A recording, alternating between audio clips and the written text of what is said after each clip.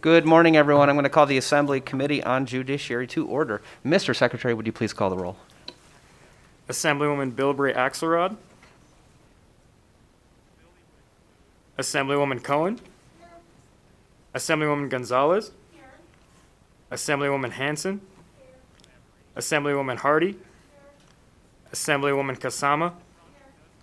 Assemblywoman Krasner. Here. Assemblywoman Marzola. Assemblyman Miller.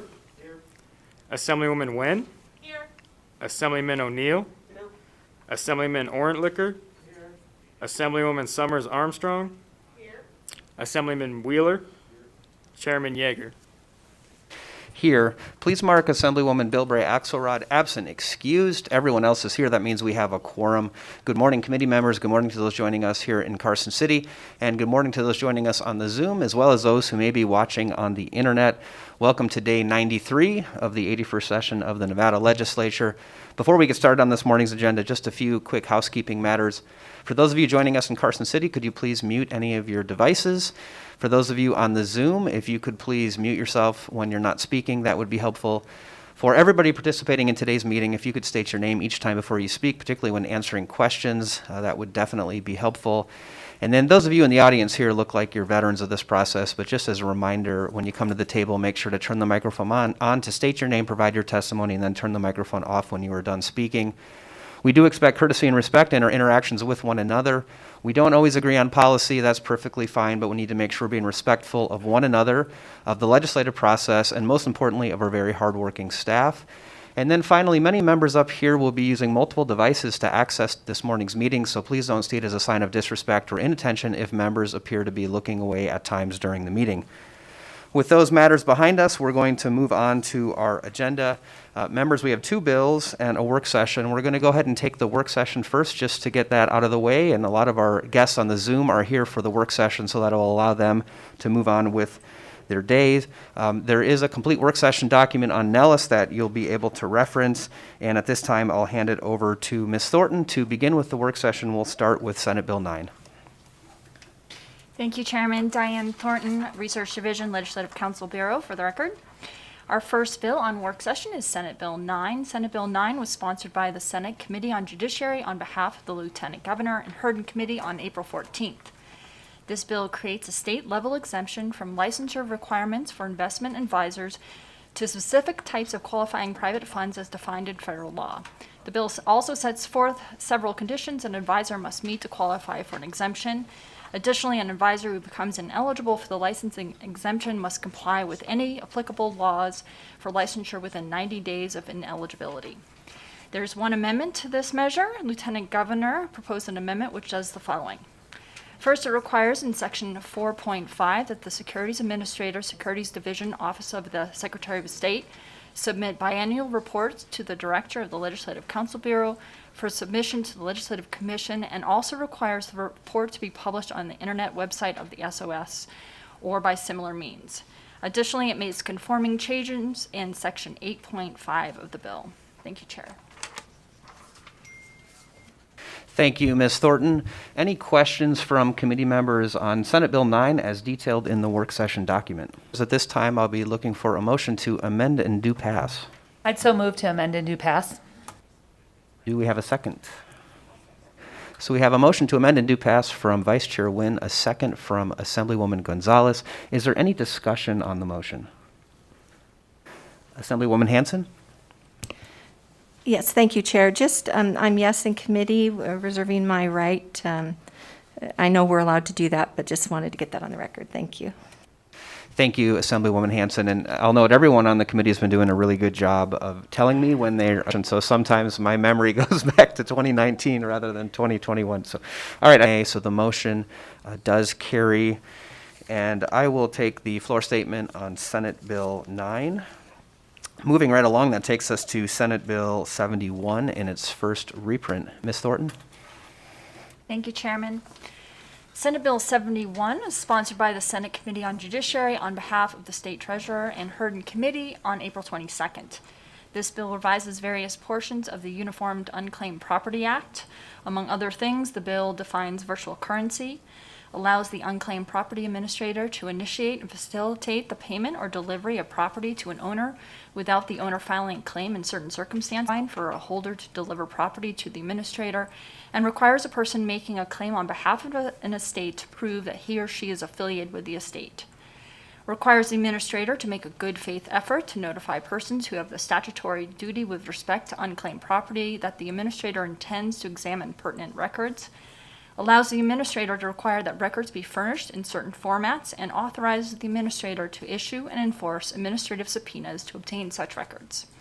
Requires a property holder to maintain any records used to justify excluding certain information from the report, and increases from 10% to 20% the maximum percentage of the value of the property that a firm hired to locate, deliver, recover, or assist in the recovery of the property may charge the property owner as a commission under certain circumstances. And there are no amendments to this measure. Thank you, Chairman. Thank you, Ms. Thornton. Do we have any questions on Senate Bill 71 as detailed in the work session document? Okay, I don't see questions. I'll be looking for a motion to do pass. I'd move to do pass. Do I have a second? We have a motion from Vice Chair Wynn. We have a second from Assemblywoman Marzola. Any discussion on the motion? I don't see any discussion. Again, the motion is to do pass Senate Bill 71 in its first reprint. All those in favor, please signify by saying aye. Aye. Any opposed, nay. Motion carries. All those present voted in favor, and I will give the floor statement on unclaimed property to Assemblywoman Vice Chair Wynn. That takes us to our third and final work session bill, and that would be Senate Bill 177. Ms. Thornton? Thank you, Chairman. Senate Bill 177, sponsored by Senator Ratty and heard in this committee on April 29th. This bill revises the eligibility of nonprofit organizations that provide services for victims of domestic violence to receive grants from the Account for Aid for Victims of Domestic Violence, and also renames the account as the Account for Aid for Victims of Domestic Violence or Sexual Violence. Additionally, the portion of the fee that is collected by the county clerk when issuing a marriage license that is used to fund the account is raised from $25 to $50. Senator Ratty has proposed an amendment to the bill which adds co-sponsors to the bill, and those co-sponsors are listed on the following page. Thank you, Chairman. Thank you, Ms. Thornton. Any questions on Senate Bill 177 as detailed in the work session document? I don't see questions. I would take a motion to amend and do pass. I'd second. I had a motion from Assemblywoman Summers Armstrong right in front of me. It was a quick tie there for the second. I'll give it to Assemblywoman Vice Chair Wynn because I heard her, although Assemblyman O'Neill was right there as well. So we have a motion to amend and do pass. We have a second. Is there any discussion on the motion? Assemblyman O'Neill, please go ahead. Thank you, Chair. I've got to say, I originally was a no on this bill, but I've been approached by some elected officials here in Carson City explaining to me their domestic violence procedures and their need for the additional funding. And with that support from and requests from the local community, I will be a strong yes on this. Thank you, Chair. Thank you, Assemblyman O'Neill. Assemblywoman Marzola, did you have a comment as well? I had asked to be added to the bill. I'm sorry, please, yes. Oh, thank you. I appreciate that. Okay, so we had a request from Assemblywoman Marzola and Assemblywoman Summers Armstrong. Are you making the same request? Ditto. So we have a request for a couple of additional sponsors to be added, and Senator Ratty is here with us, and she has agreed to do that, so we'll make sure to process that in the amendment as well. Assemblywoman Kasama? I will be voting yes. I like the bill, but just reserve the right on the floor to change the vote. Thank you. Thank you, Assemblywoman. We'll go to Assemblywoman Hanson and then Assemblyman Wheeler. Oh boy, this is a terrible position to be in. And I've had this conversation, and I've appreciated the conversations I've had in the last few days. Greatly appreciate the policy. You know, I'm there with that, and I would love to be involved in the interim. But I voiced my concerns about the funding mechanism. I understand why you have to do that, but I'm going to have to be a no, just because even though I would love that we're going to visit in the interim maybe some other ways we could have a stable funding mechanism. I know that typically, once we have a funding mechanism in place, it rarely gets changed. I had put on the record my ideas about perhaps visiting some of the other ways we could fund this. And in a legislature where we have found money before for a Raiders stadium, I would think I'm even for an appropriation. It's not about giving money to these organizations that do great work. It's just how we do it. So again, my regrets, I can't support it at this time. Thank you, Assemblywoman. Assemblyman Wheeler? Pretty much ditto, Mr. Chair. I just don't think that this is the correct funding mechanism for it. Adding fees, it's just, this, I love the intent of the bill. I like what it does. You know, it goes to, the money goes somewhere where it's really needed. But the fact is, I think this should be coming out of the general fund. I don't believe it should be coming out of an increase in fees. So I'm going to be voting no. Thank you. Thank you, Assemblyman Wheeler. Is there further discussion on the motion? Okay, seeing no further discussion, again, the motion is to amend and do pass Senate Bill 177. All those in favor, please signify by saying aye. Aye. Any opposed, nay. I believe I have nays from Assemblyman Wheeler and Assemblywoman Hanson. If there were any other nays, could you raise your hand and let me know? Okay, so I see 2 nays. That means the motion does carry. And I'm going to assign the floor statement on Senate Bill 177 to Assemblywoman Gonzalez. And so congratulations, Senator Ratty.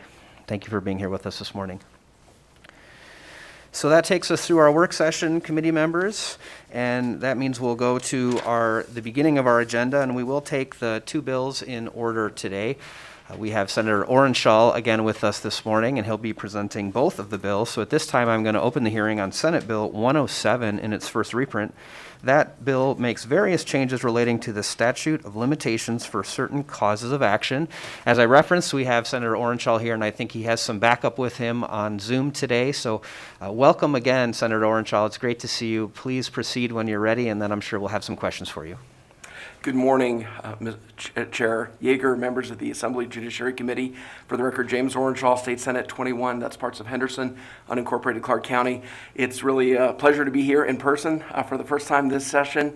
As a former member of this committee, former vice chair of this committee, I know all the good work that you've done, and really proud to be a former member of this committee, former vice chair.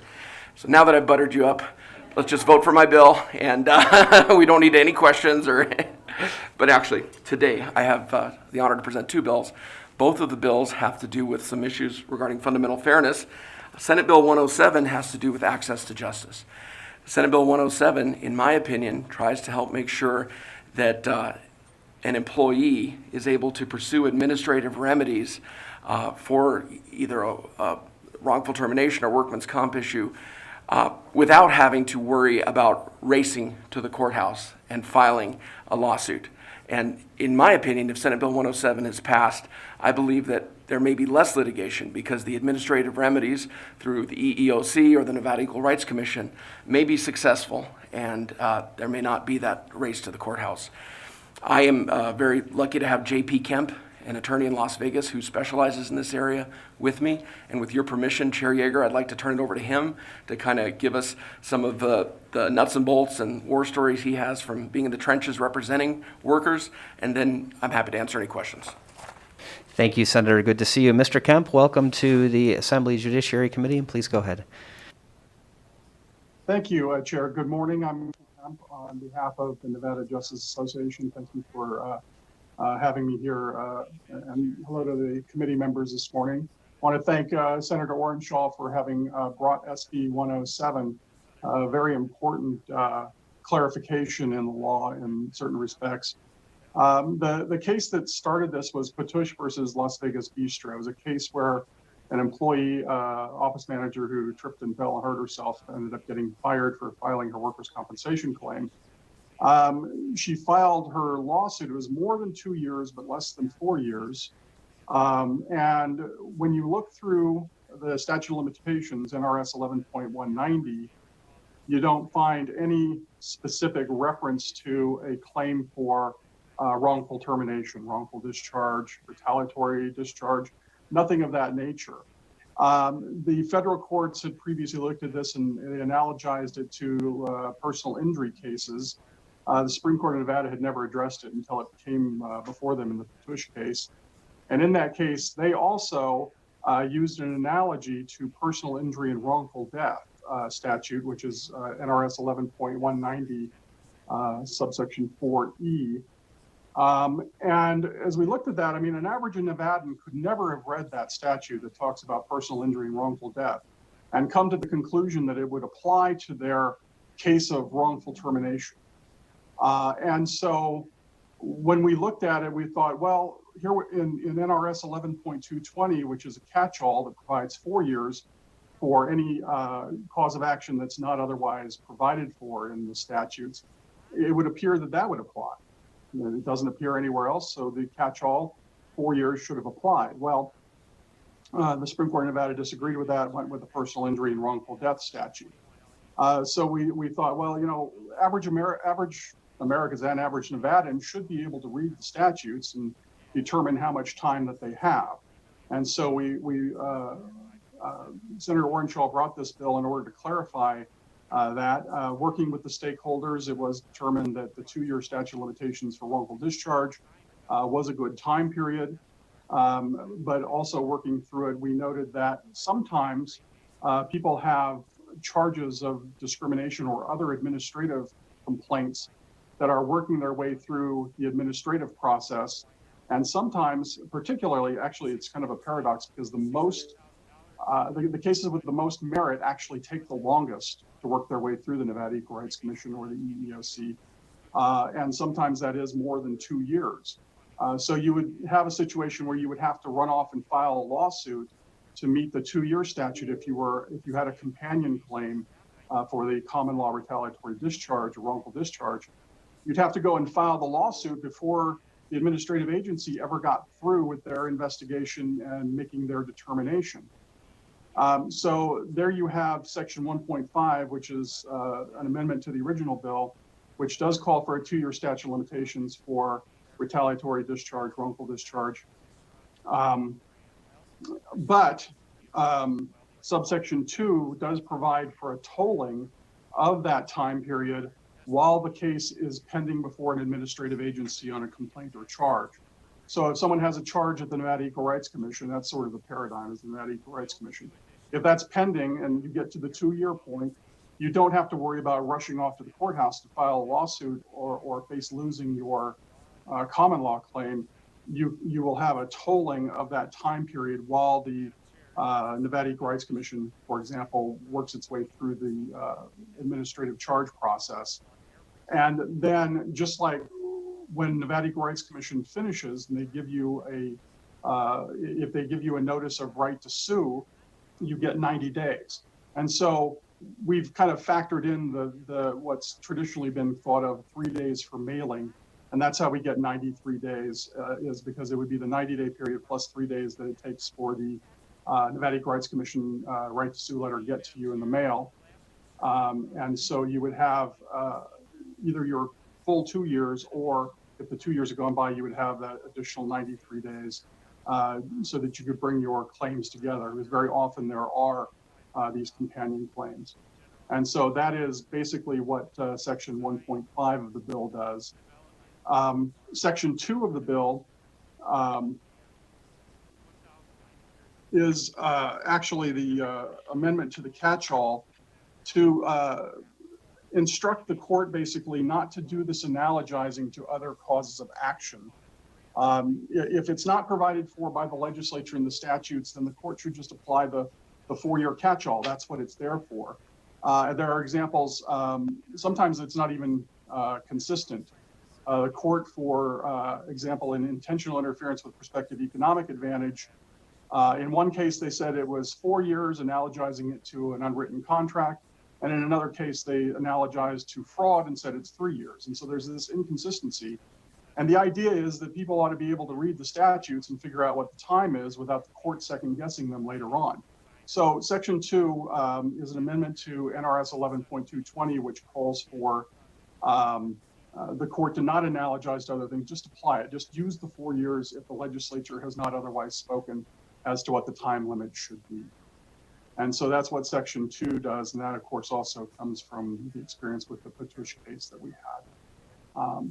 I believe that that covers what SB 107 is all about. If anybody has any questions, thank you.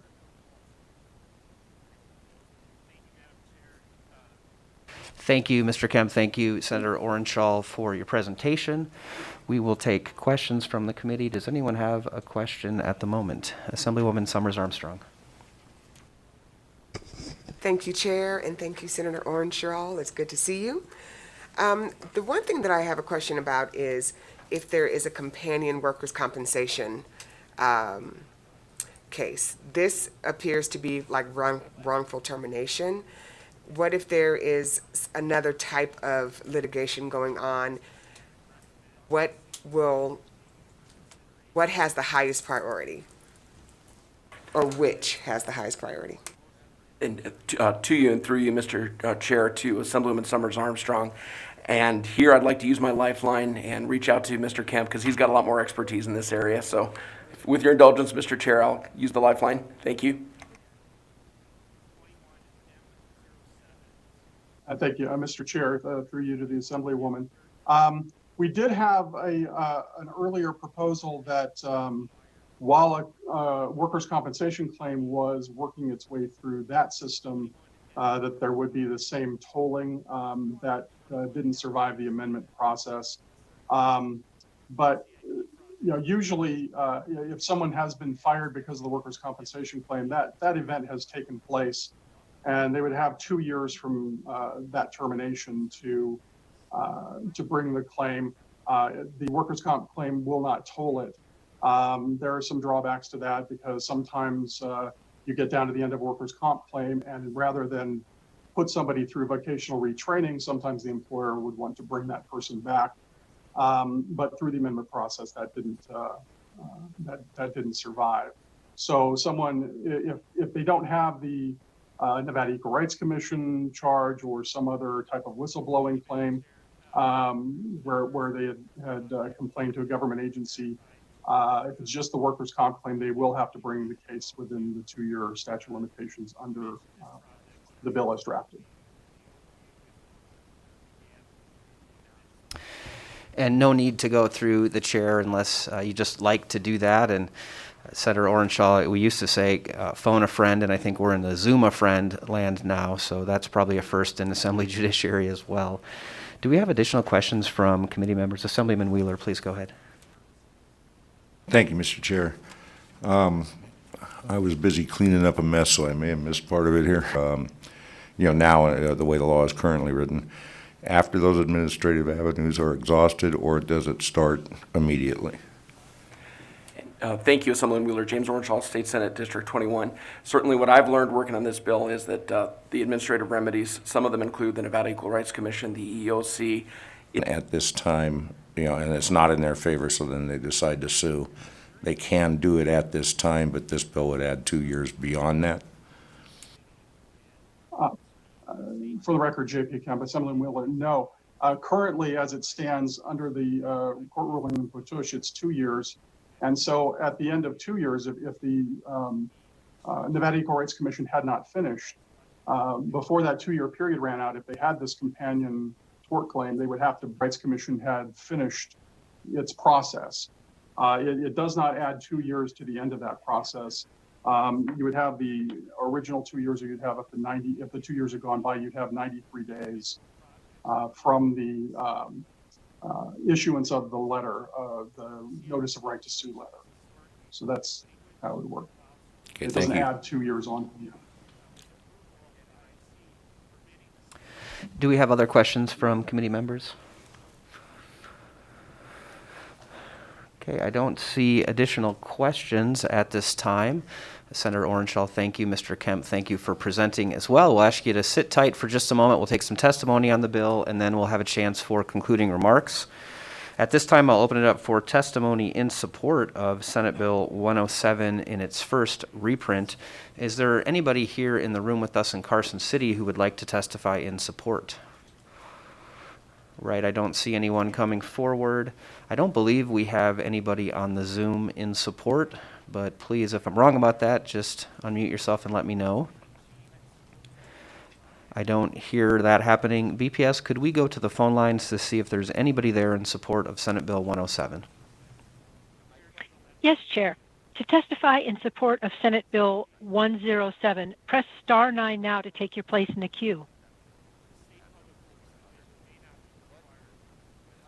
Once again, that's to testify in support of Senate Bill 107. Press *9 now. Chair, there are no callers in the queue. Thank you, BPS. I will close supportive testimony. I will open up for opposition testimony. Anybody here in Carson City in opposition? Mr. Ortiz is coming to the table. Good morning, Mr. Ortiz. Please go ahead. Good morning, Chair Yeager, members of the Assembly Judiciary Committee. My name is Alex Ortiz. I'm with Clark County, and I'm here in person for the first time this legislative session. I'm excited to be here today. Good to see you all in person versus on Zoom. What's interesting, too, about today for me, and as you may know, is that today, unfortunately, is the 2-year anniversary of my friend Assembly Tyrone Thompson's death. And in his honor, I'm wearing a purple tie, and I also have his pen, so it's a little emotional for me to be here today as well. So thank you for that. I can't believe I'm saying that under opposition, but I'm saying that here because it's my first time at the table. So regardless, we're here in opposition to SB 107 today. And with me today, I do have a Deputy District Attorney from our Clark County District Attorney's Office in Las Vegas and via Zoom, who's an expert in this. I am not, but I'm here just to testify in support. Or in opposition. We have spoken with the sponsor. We have explained our concerns to the sponsor, and unfortunately, or at least through NACO, and we have not been able to come to agreement on a fix for this. So that said, Mr. Chair, with your indulgence, if I can ask you to please, we can go down south via Zoom to our Deputy District Attorney, Scott Davis. Thank you. Thank you, Mr. Ortiz. It's good to see you in person. Mr. Davis, welcome to the Assembly Judiciary Committee, and please go ahead with your testimony. Thank you, Mr. Chairman, members of the committee. Scott Davis on behalf of Clark County. Clark County is in opposition to this bill, not for what's been discussed already, but for what hasn't been discussed, and that's Section 1 of the bill. Section 1 of the bill eliminates existing statute of limitations, including the existing 2-year statute of limitations for tort claims. It would in effect double that from 2 years now to 4 years. And this action will have significant and negative impacts on federal 1983 claims brought against the Clark County as well as cities, state officials throughout Nevada. And Mr. Davis, we're having a little bit of difficulty with your audio. Is it possible? So you have a headset on. I just wonder if it's possible to speak a little bit louder, or maybe turn up the volume, please. Sure. Let me see what I can do to fix that. That sounds much better there. Is this any... Yes. Yes. Okay. All right. Would the chair like me to repeat anything? Was anything missed that I said already? Yeah, Mr. Davis, I think if you could start from the top, that would be helpful. We had some issues just cutting in and out, so if you wouldn't mind doing that, please. Sure. So again, Scott Davis on behalf of Clark County. Clark County's opposition to this bill is based upon the effects of Section 1 of this bill, which deletes, removes a number of existing statute of limitations, most critically the 2-year statute of limitations for tort claims. By doing that, tort claims would then fall under the catch-all provisions stated in Section 2 of the bill, current NRS 11-220, meaning there would be a 4-year statute of limitations for tort claims across the state. This in turn will have significant and negative impacts on federal 1983 claims that are brought against the county, against cities, against the state, across the board. Because when you double the state's statute of limitations for tort claims, the impact of that will be to double the statute of limitations for federal 1983 claims from 2 years to 4 years. So this will create expanded federal liabilities for cities, counties, other public entities such as school districts, and for public officials and public employees at any level. Public employees can be sued under Section 1983, including employees that are represented by labor unions. They're not exempt from this. By expanding the potential liability for these federal claims, you should expect that it will result in increased workload to deal with increased cases, increased costs for defending cases reaching back 4 years, and it will make it more difficult to defend the state or the county and its employees on these types of claims. So by way of an illustration, in my current position, I often represent prosecutors who've been sued for filing a criminal case and having done their job, prosecuted the defendant. Often after a case is dismissed, there'll be a Section 1983 claim that's filed against prosecutors. And of course, prosecutors are represented by a union anyways, but they can still be sued and often are. And the way that the federal courts operate, dismissal of that type of claim, it's not decided before the discovery stage. So you still go through the discovery. Prosecutor can be made to answer questions, produce documents, etc. for a case that's now or would now be 4 years in their rearview mirror, and all of a sudden they're having to dig that up and answer questions. So this will obviously make it more difficult to defend those types of cases, especially if it's a case where prosecution has been dismissed, because the prosecutor would now have to recall something that happened 4 years ago on a case that's so old. So also, in order to be able to comply with those discovery requirements, retention schedules for public records at all levels, the city, the county, the state, they would have to be rewritten because a lot of them are based upon the existing 2-year statute of limitations. It's 2 years, that's a lot of records are kept based upon that statute of limitations.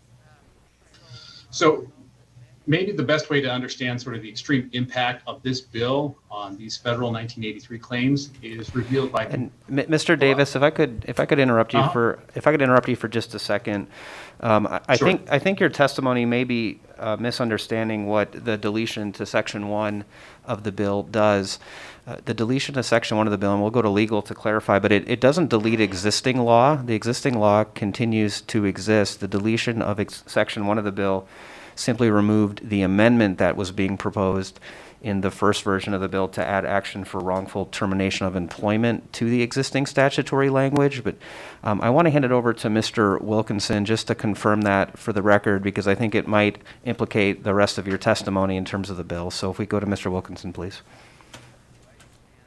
Thank you, Mr. Chairman. That's correct, what you just said.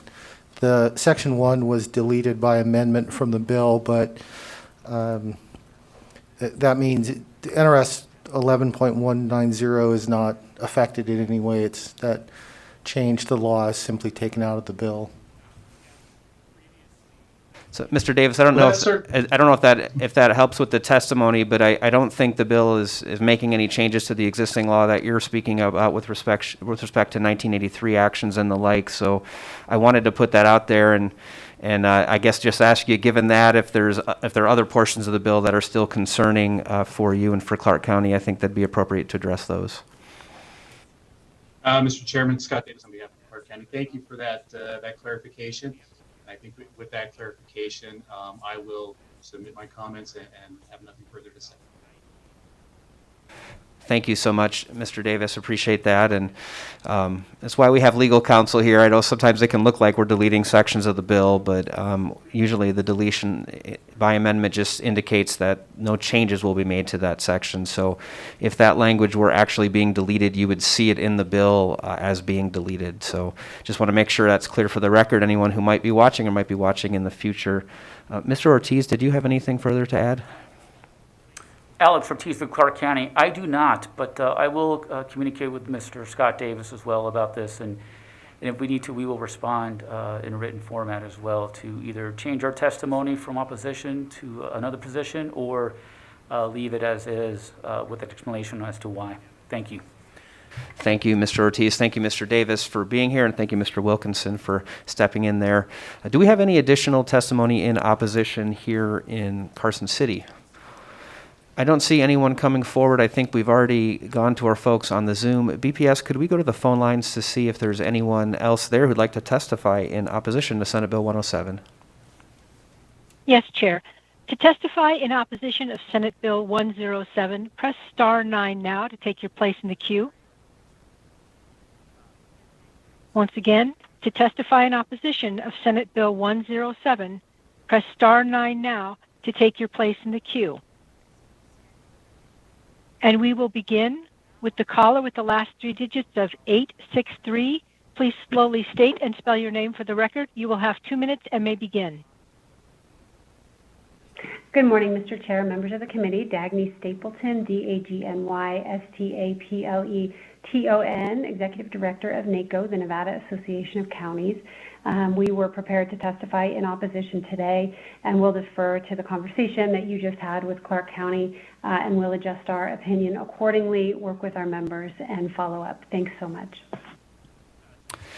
Thank you for your testimony, Ms. Stapleton. BPS, are there additional callers in opposition, please? Yes, Chair. With the caller with the last 3 digits of 666, please slowly state and spell your name for the record. You will have 2 minutes and may begin.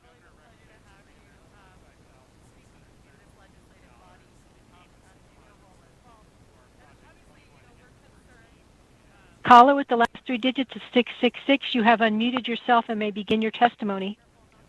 No, now they muted themselves again. Caller with the last 3 digits of 666, if you are going to provide testimony in opposition of Senate Bill 107, press star 6 now to unmute yourself.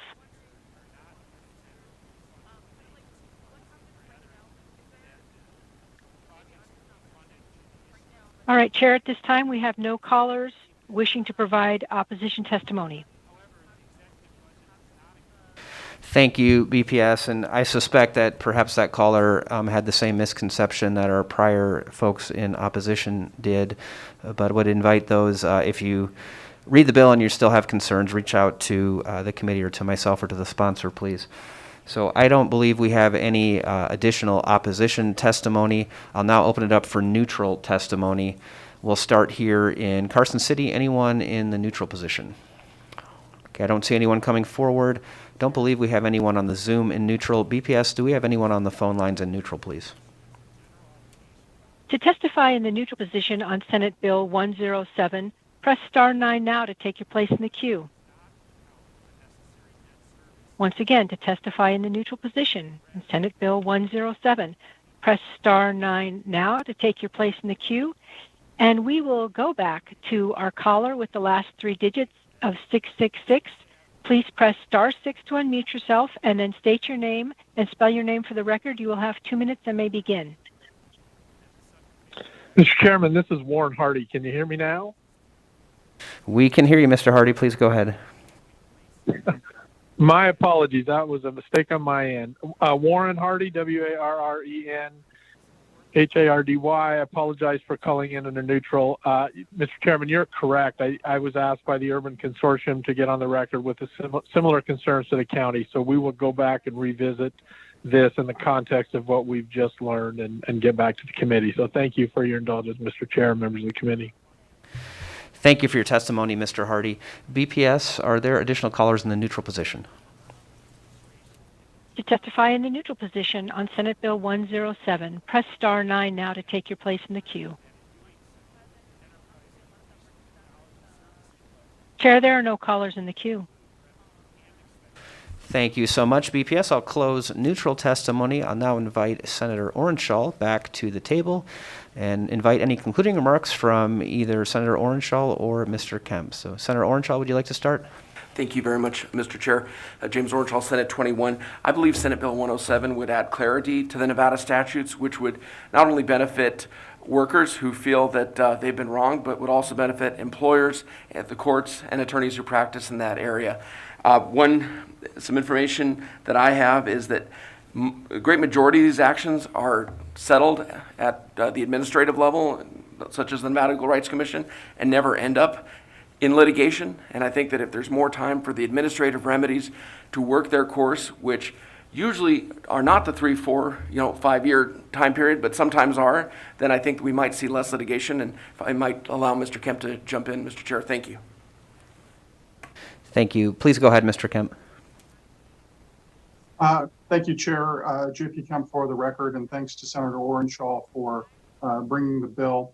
And I pretty much ditto what he has to say, and this will give an opportunity for parties to try and resolve their differences at the administrative level without having to rush out to the courthouse to meet a deadline before that process is finished. And so I encourage the committee's support for SB 107. Thank you.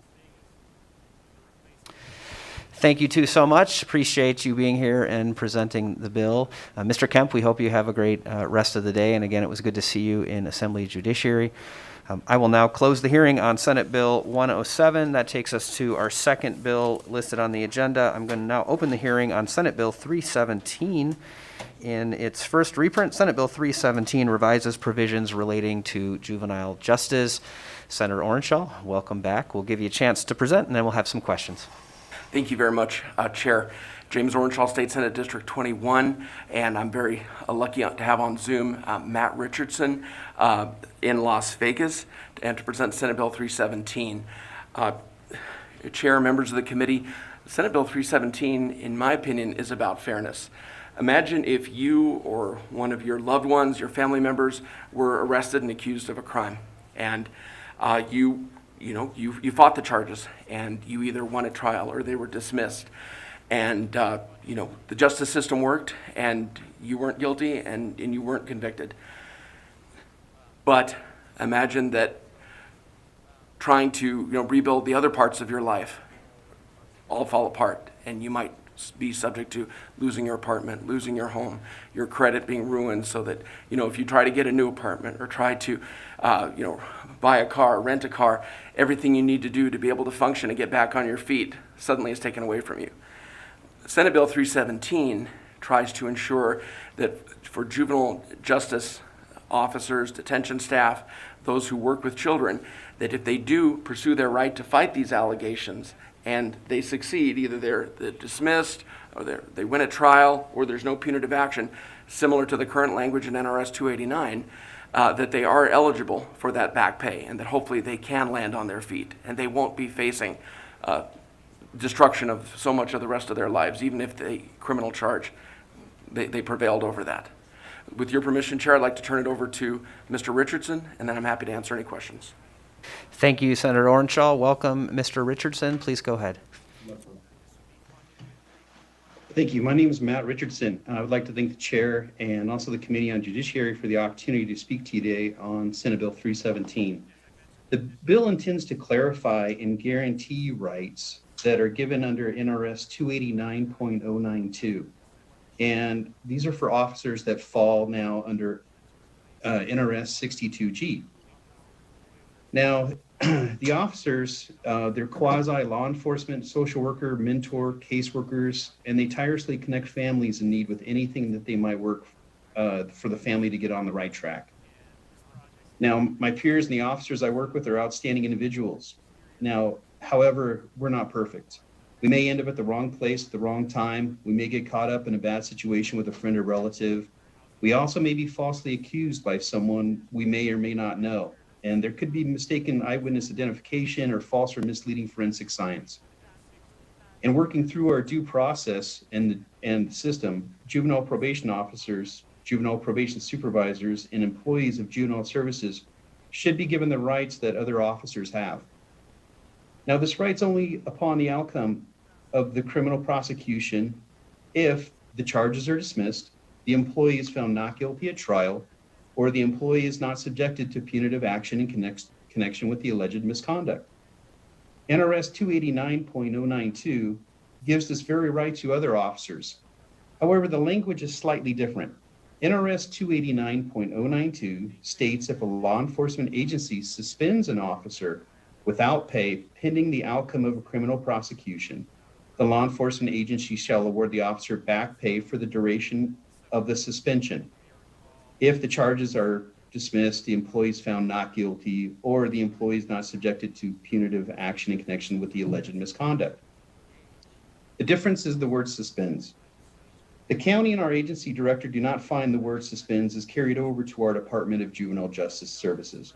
Therefore, we would like to codify in law that the employee of Juvenile Justice Services is given a right under the strict guidelines of NRS 62G already afforded to others under NRS 289.092. Now, this is not a scenario that falls into the solution looking for a problem. This has already happened to a DJJS employee. An employee who worked for the department was charged with a crime. After the resolution of his case, in which he was cleared of any charges, DJJS waited several months before bringing the employee back to work. He was out over 7 months of work without pay. We also agree that officers should be held accountable if they're found guilty. You're likely to hear my director profess that he wants officers held accountable. Again, we're talking about officers who charges are dismissed, found not guilty, or the employee is not subjected to punitive action. Again, this is a bill that is already given to officers under NRS 289.092. We want to make sure this bill extends to employees under NRS 62G.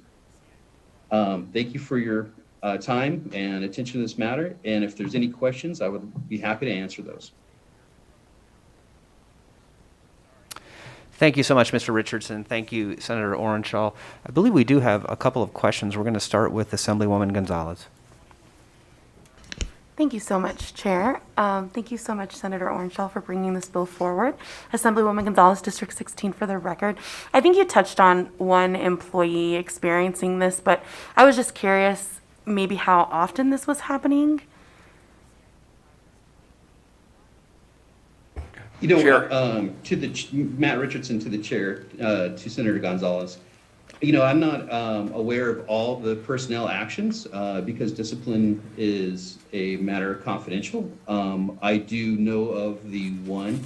This is a bill that has not, 62G has not been around for a long time. I believe this came about in either 2013 or 2015 when 62G was enacted. But I do know of the one case in which an officer was out or an employee was out over 7 months. And Chair, if I might, James Orenshaw, State Senate District 21.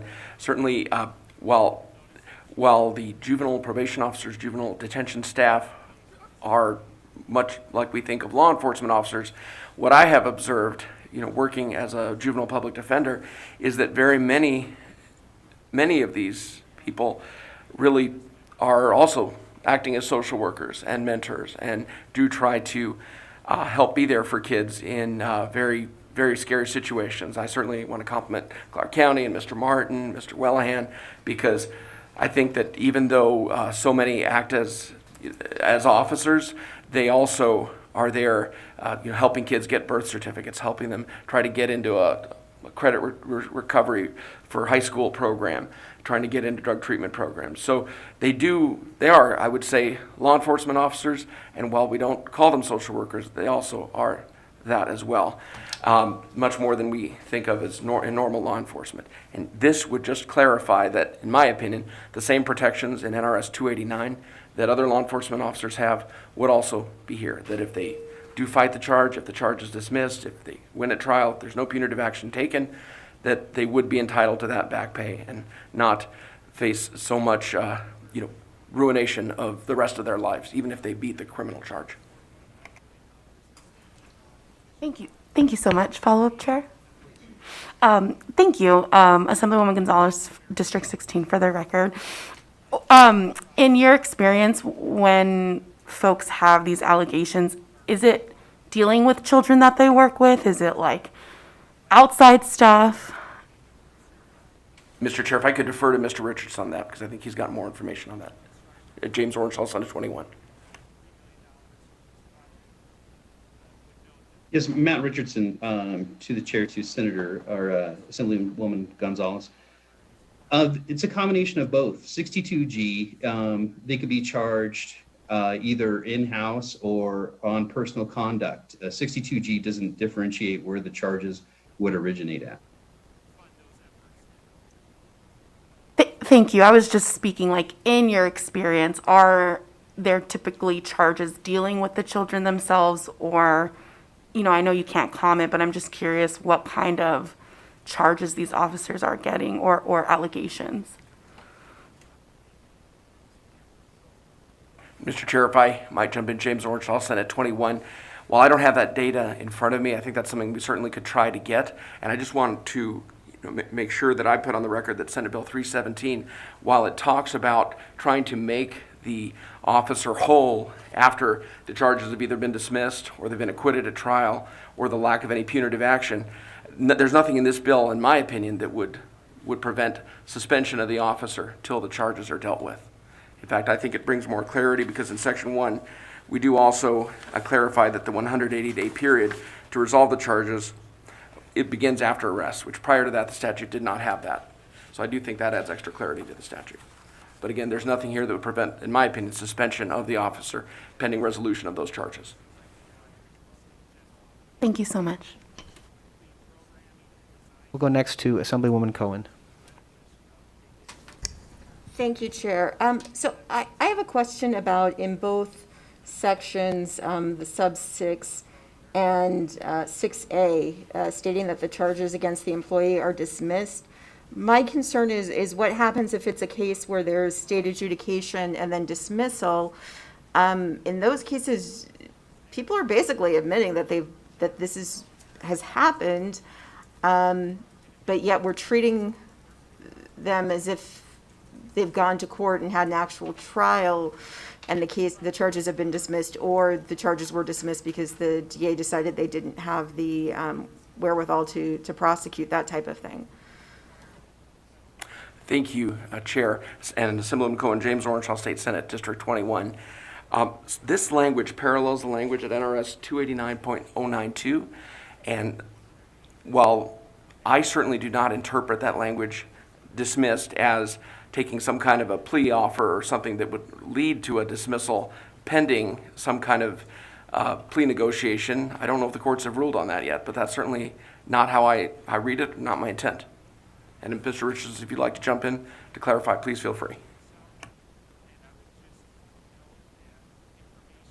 Thank you, Mr. Orange. This is Matt Richardson, to the chair, to the Assemblywoman. Yeah, the language parallels NRS 289.092, and we're only talking about charges that fall under the 62G. When you look up 62G, you will see that there is just a certain set of charges that an employee is placed on leave without pay, and it's those charges where they are removed from work until the resolution of the court case. And then in this circumstance, the charges have to be dismissed, found not guilty, or not subjected to punitive action to be brought back. So if they did, let's say, plea to a lesser charge, but that charge still falls under 62G, then they would be dismissed. They would be terminated from their employment. So this really only deals if the charges are dismissed, not guilty, or not subjected to punitive action. So just because you plead to a lesser charge does not mean that you would fall under this Senate Bill 317. And Chair, if I can jump in, James Orange, Senate 21, Assemblywoman Cohen, those enumerated charges which would prohibit employment under 62G are listed at NRS 62G.223. Thank you for that. That was going to be my next question, because I did pull up 62G, but hadn't found that yet. Okay, so we're talking about murder, manslaughter, felony with involving the use of force, assault with intent to kill or commit sexual assault or mayhem, battery with substantial bodily harm, battery, domestic violence that is punishable as a felony, and then a few others. Okay, I guess I will just look through those. Well, I mean, I guess I do see you could go to drug court, just to be clear, also abuse and neglect of a child, including without limitations, a violation of any provision of NRS 200-508 or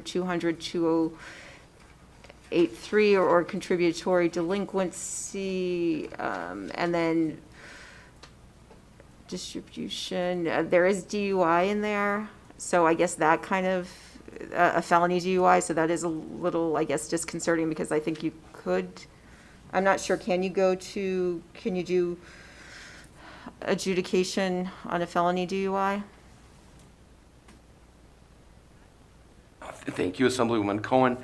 Again, the way I interpret the existing NRS 289.092 is that a plea offer, I don't believe, is having the charges dismissed.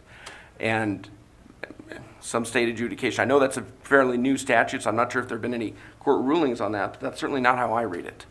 And if I'm incorrect, I could reach out to Lifeline to our either legal or try to get some more information at a future date for you. Okay, thank you. Okay, we have a number of additional questions. I'm going to go next to Assemblyman Miller. Thank you, Chair. Thank you. Quick question, I guess some clarity for myself. In the example, Mr. Richardson, that you used of the officer or the employee who was off for 7 months, was he off for 7 months because of the entire I guess what I'm trying to understand is was that 7 months the whole time he was off from the time of the arrest until he went back to work, or was that after he had won the case? Yeah. That made sense. This is Matt Richardson for the record, to the Assemblyman. The particular case that we're talking about, his case actually resolved in just within a few months, and the department elected to bring him back several months after the case was concluded. So he was eligible to come back to work previous to when the department decided to bring him back, if that clarifies. Yeah, yes, that clarifies well, thank you. So when we're looking at the potential of, compensating them back for what they lost during this time that they were going through the court case, would this also include the amount of time that the department decided to not bring him back? Or would it just end the day that he was cleared? Matt Richardson for the record, to the chair, through the chair to the Assemblyman. I believe that the way that the bill is written is it's for the time that he's placed on unpaid leave without pay, and so that it would cover the entire time. And it's just important to note, we did or were successful to work with the department to allow an employee to use their vacation, sick, or compensatory time in lieu of being placed in the leave without pay. So, just to say that the employee wouldn't be completely without funds for that time, but it's going to be used rather quickly. 7 months is a long time to go without, any money, and 7 months worth of vacation or any other time stored up that's quite an amount of time. So we're really just talking about the time that an employee would be without pay. One last. Thank you. And then, so I guess what I'm trying to understand is why, after they are eligible to return back to work, would they remain on leave without pay for several additional months that, would then need to be compensated as well? If you can provide some context for that. Thank you. Again, Matt Richardson, through the chair to the Assemblyman. I don't know why the department wouldn't bring him back as soon as he's eligible to be brought back. That's kind of a department decision, why they would leave somebody in limbo like that. As far as I'm concerned, if they choose to leave them in that leave without pay status, they should be compensated, since they were put in leave without pay for charges that they are now found not guilty or been dismissed. Thank you. All right, we'll go next to Assemblyman O'Neill. Thank you, Chair. Senator Orenshaw, one of the questions I've got is, how are other Clark County employees treated? Do they have this same issue? They're charged? Are they put on LWOP? Or is this unique to juvenile services? Thank you, Chair James Orenshaw, Senate 21. Assemblyman O'Neill, that's a question I believe Clark County will be testifying in opposition, and I think that they could probably be better suited to answer that. I know that the provisions of NRS 289.092, which mirror the provisions here in Senate Bill 317, apply to law enforcement officers. Those were enacted in 2019. So those apply statewide to all law enforcement officers. As to how Clark County or any other county, would treat other employees who are not law enforcement officers, it might depend on an individual union contract for those employees if they are represented by a collective bargaining unit, but I think they can answer better to that. So unfortunately, I don't have an answer to that, but I think that there will be others who can answer that better than I can. If I may, Chair, I thought you had stated earlier that these were not law enforcement officers. You were talking about civilians within the juvenile system there at Clark County. And, well, what I said, James Orange, Center 21, is that these juvenile probation officers, juvenile detention officers, that they do sometimes act like social workers, like mentors to kids. So, in my opinion, they have kind of a quasi-social worker role, but in most cases, I would say that they're very, what we'd call law enforcement officers, because they're working in a detention center or supervising children on juvenile probation. So what's their category then in peace officer standards? Are they category 1, 2, 3? That's, I guess, what I'm trying to understand. I apologize. Oh, no worries. And I think this is where I'm going to Zoom a friend and Zoom in Mr. Richardson with Chair's indulgence. Matt Richardson, for the record, to the chair, to the Assemblyman. We are category 2 peace officers, sir. And may I be allowed one follow-up? Senator, we're talking about a person that has created or been charged potentially an act under the definition that I heard earlier that's quite grievous. Is that an acceptable statement? I'm trying to lay a foundation to my follow-up with it. And those enumerated offenses are listed under 62G.223, and certainly, yes, I agree with that. I'm having trouble understanding they've been charged if the information or the material, the evidence is so serious and is so obvious that they've actually been dismissed, can go forward with dismissal. Why doesn't the agency, do you have any understanding why the agency just doesn't fire to dismiss the personnel to get them off the rolls, period? Has there been any discussion along that line? Well, I can't speak for the agency, but Senate Bill 317 would certainly try to protect employees who, pursue their right of being innocent until proven guilty and follow the route of the criminal justice system and either have the charges dismissed or acquitted at trial, or there's been no punitive action. They've exercised their right, and the goal of this bill is to try to protect them and make them whole, because they have not been found guilty by the criminal justice system. But they could have been dismissed by the agency during that time period. They can be dismissed before they're found guilty, correct? By the prosecuting agency? No, by the employing agency. And again, I think I'll let them, they're going to speak later in opposition. I think I better let them answer that, because I might misspeak, and I appreciate it. I don't want to do that. Thank you for the time, Chair. Thank you. You're welcome, Assemblyman O'Neill. And we do have folks from the agency who will be speaking in opposition. They're with us on the Zoom, so I think they'll be able to answer a lot of those questions. So I know you're listening, but if you could be cataloging those questions and be prepared to answer those, I think it would be helpful. We do have additional questions, and I'm going to get to everyone. I'll go next to Assemblywoman Summers Armstrong. Thank you, Chair. I'm going to yield to the next Assembly person with questions. I'm very interested to hear comments from Clark County, and I may have a question or two then. Thank you. Great. Thank you so much, Assemblywoman. Assemblyman Orntlicker, did you have a question? Okay. I saw you looking back here earlier, so we'll go next to Assemblywoman Kasama. Could you just for a point of reference, like over the last 10 years, has there been one person that was reinstated and the others, they lost in their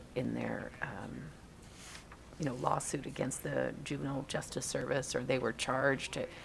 how often does it happen that somebody is charged and then found innocent? Is this a big problem? And James Orenshaw, Senate 21.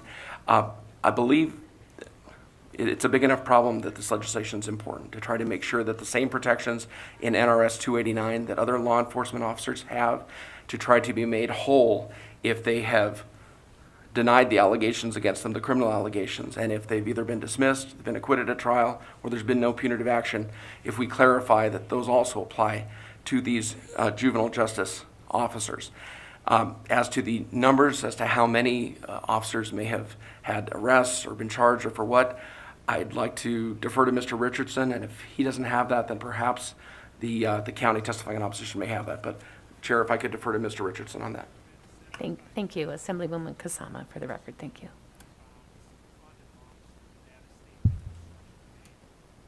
Yes, Matt Richardson, to the chair, to the Assemblywoman Kasama. Now, to be exact, I can't give you exact numbers. I only know certain cases, and off the top of my head, I know a supervisor that was involved in something like that. I know 2 different officers that were involved in something like that where, their charges were either dismissed, found not guilty, or not subjected to punitive action. And then they could have fell into that category. We've had employees that have been charged and just leave the agency because of the way that the law 62 is written. And I think it's very important to note that this 62G hasn't been around for that long, that actually details that these employees will be treated a certain way, that fall under these after being charged with these crimes, be treated a certain way. So these laws haven't been around very long, and we're just now starting to get some of the ramifications of the law. That's why we brought this forward, and so that these officers will fall or the law is clarified and guaranteed for other rights that are under NRS 289.092. So, so just to summarize, yes, there has been cases, and again, we're just looking for the same rights guaranteed under NRS 289.092 for officers that fall under the provisions of 62G. And Mr. Chair, if I might jump in, I think I could clarify a little bit for Assemblywoman Kasama and also for Assemblyman O'Neill, James Orenshaw, Senate 21. If, let's say, even if this were to pass, and if an officer is convicted of one of those enumerated crimes under 62G.223, 62G.225 specifically lists the process by which an agency could terminate that officer's employment because they'd be prohibited from being employed in that juvenile justice organization if there is a conviction for one of those enumerated offenses.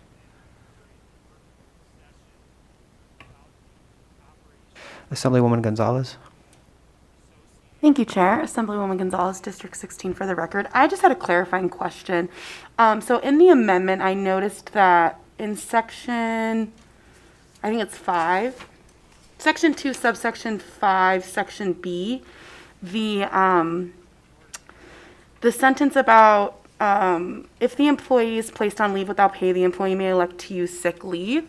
So I think earlier you stated that employees do use that, and I noticed that it was deleted in this amendment. So I'm just wanting to clarify. So when an employee is on leave without pay, are they able now to elect their, sick leave, annual vacation, compensation time? Mr. Chair, if I could defer that to Mr. Richardson. Thank you. James Orenshaw, Senate 21. Matt Richardson, through the chair to the Assemblywoman. Yes, right now the department does let an employee use their leave instead of going on the leave without pay.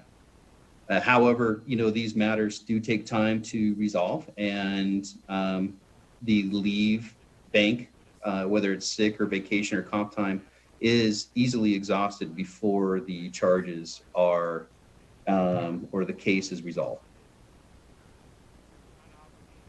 Thank you. Do we have additional questions from the committee? Assemblyman O'Neill. Thank you for the second bite, Chair. Just out of curiosity, before charges are filed, is the personnel still on paid leave, or are they suspended at that time, LWOP? Thank you, Chair. James Orenshaw, State Senate, District 21. The current language at 62G, I believe, places the employee on leave without pay. And so the issue here, if this passed, was that if they, pled not guilty, denied the allegations, and if they won, they were acquitted at trial, or the prosecutor, district attorney, city attorney decided to dismiss the charges, where there was no punitive action from the agency, they would have a right to that back pay. And the bill does clarify that they would have 180 days after the arrest to resolve this. Prior to that, that was not listed in the statute. So I do believe that is one additional positive thing this bill does in clarifying that that's the time period they have to get this resolved. But prior to the charges being filed, they're on leave with pay. I don't believe so, and if I'm incorrect, Mr. Richardson, please, if I could use that Zoom lifeline, Chair, please correct me if I'm misspeaking.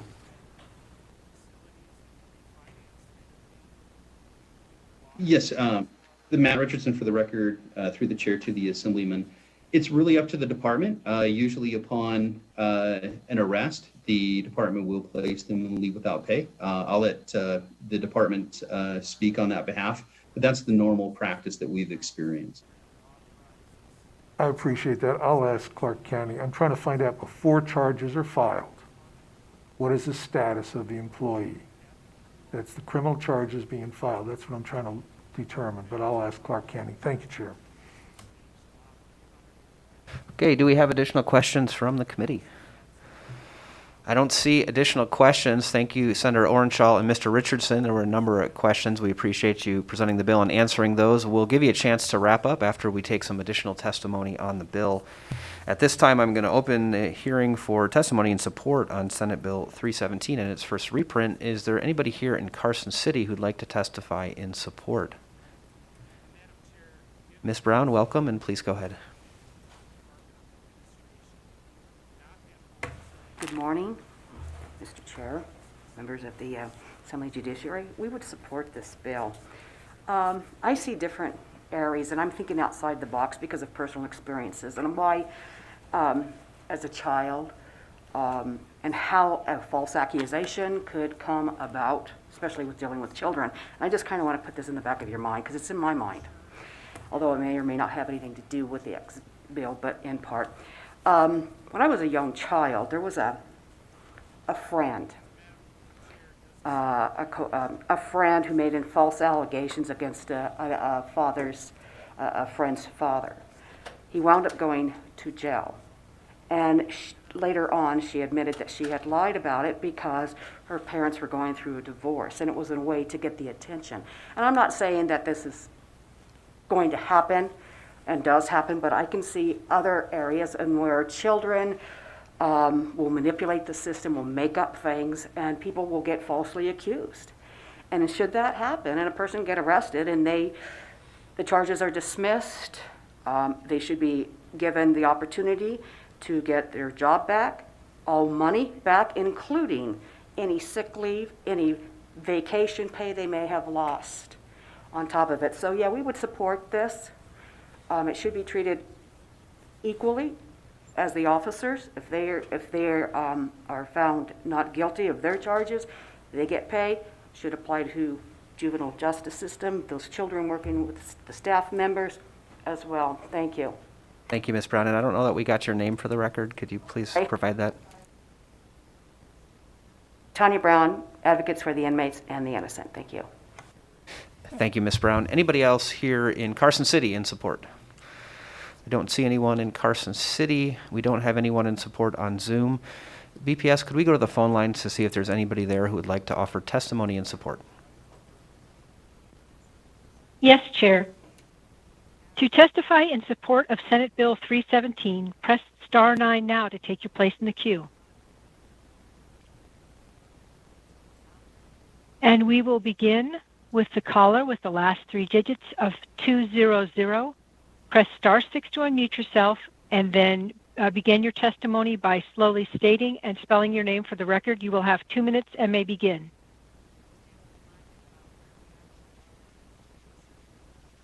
Good morning. My name is Darren DeMaya. First name is D-A-R-R-E-N, last name D-I-M-A-Y-A. I would like to thank the chair and committee for the opportunity to speak on Senate Bill 317.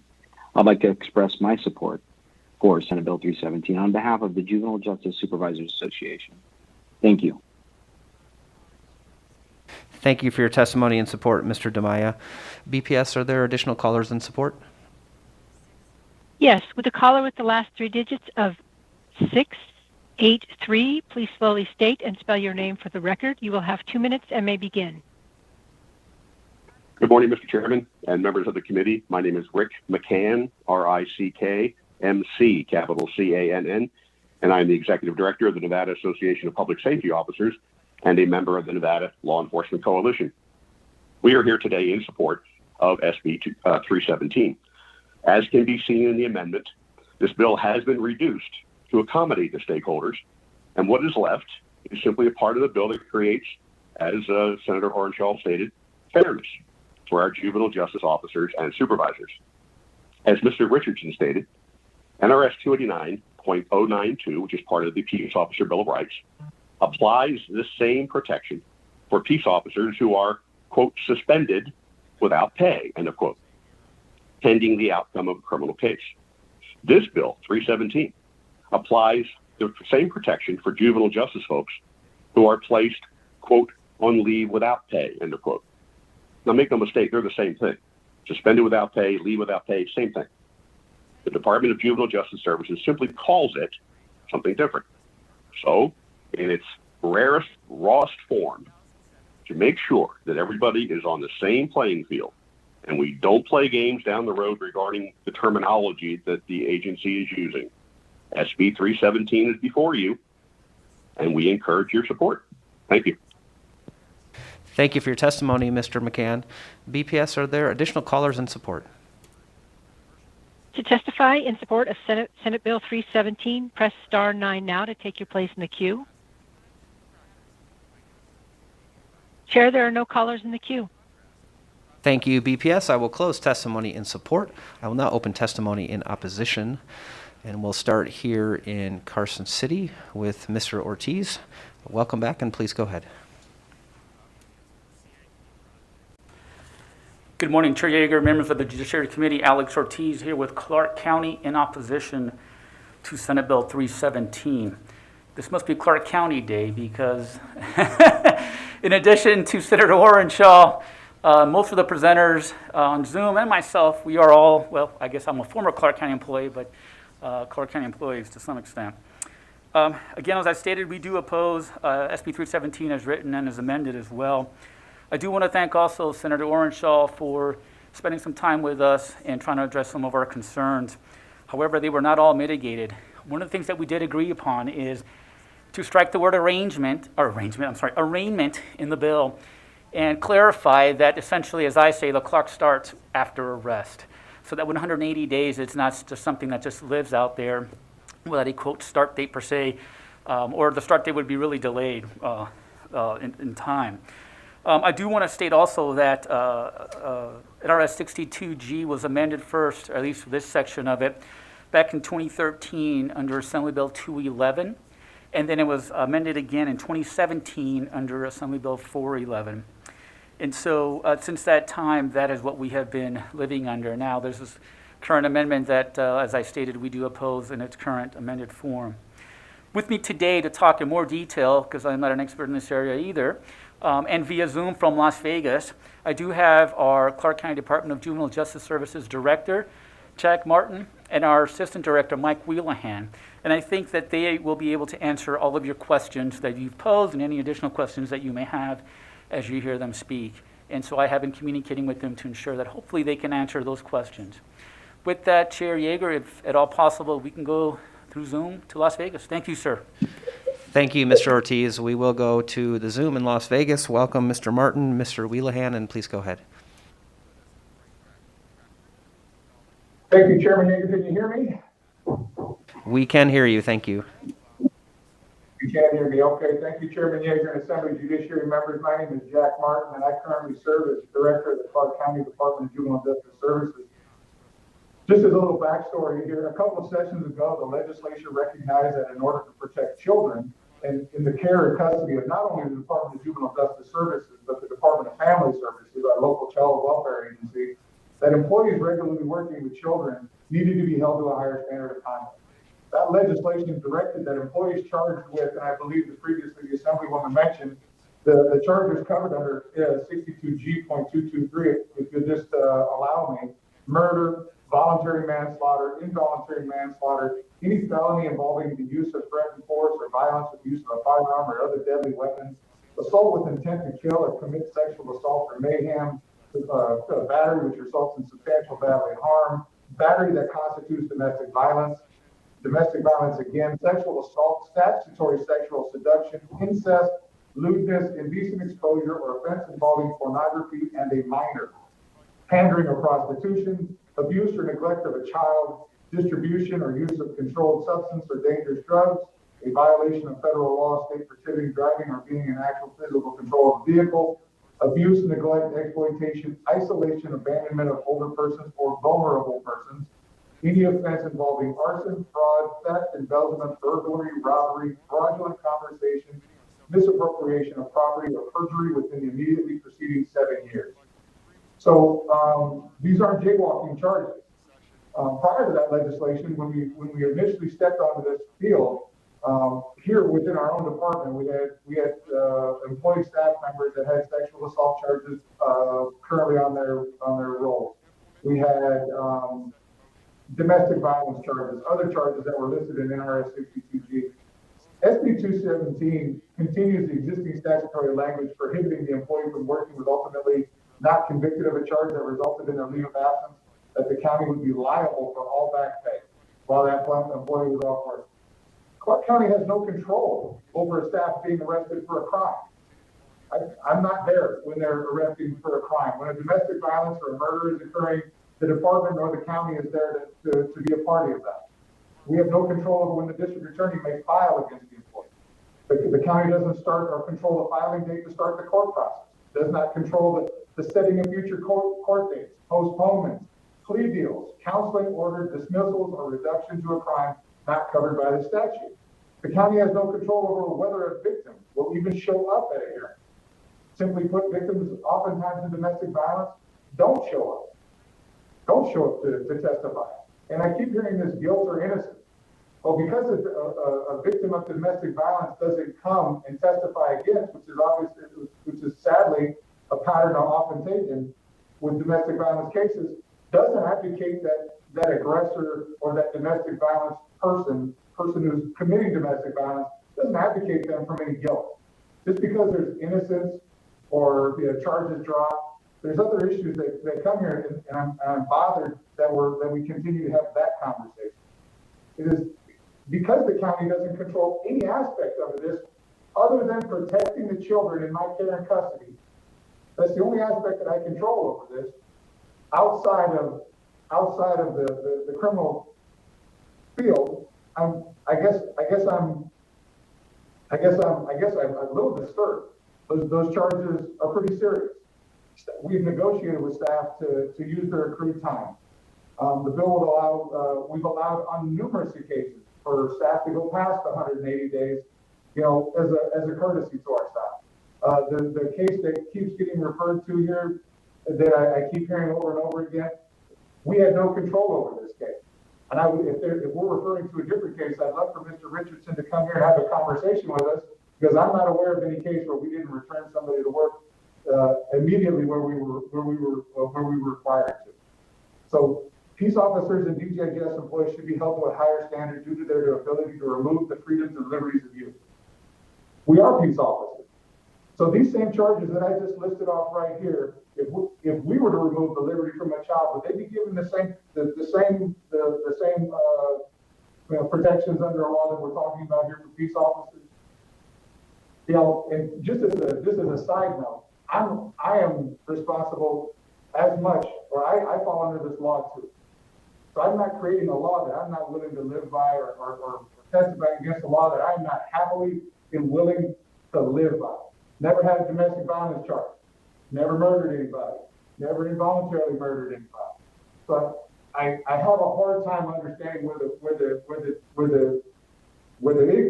gig is, but I don't know. As of right now, SB 317, as it would be written, means the employee has no incentive to resolve it quickly.